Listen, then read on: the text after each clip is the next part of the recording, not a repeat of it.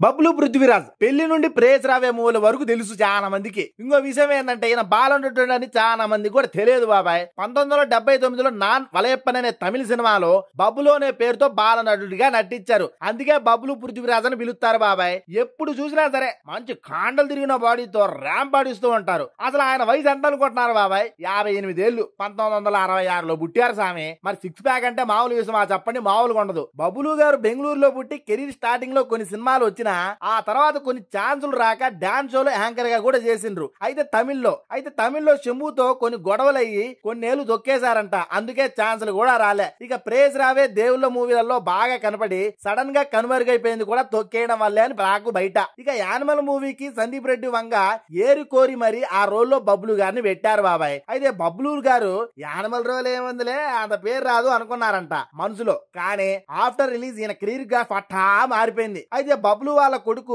ఆహెద్ autism వ్యాధితో బాధపడుతున్నారు బాబాయ్. వాళ్ళ కొడుకు పరిస్థితి వల్ల కూడా ఆయన కొంచెం కెరీర్ లో కృంగిపోయారంట. అయితేనే ఇప్పుడు ఈయన క్రేజ్ చూస్తే కామెడీ ప్లస్ విలేజెస్ అని దుమ్ము సుడాడిస్తున్నారు. మరి స్పిరిట్ లో కూడా క్రేజీగా రోల్ ఉంటుందని టాకు బయట. బబ్లు పృథ్వీరాజ్ గారు ఏ సినిమా నుండి మీకు తెలిసే కింద కామెంట్ చేసి 90s కిడ్స్ కి అయితే బాగా తెలుసు. మరి మర్చిపోకుండా సబ్స్క్రైబ్ కూడా చేసుకోండి నాయన.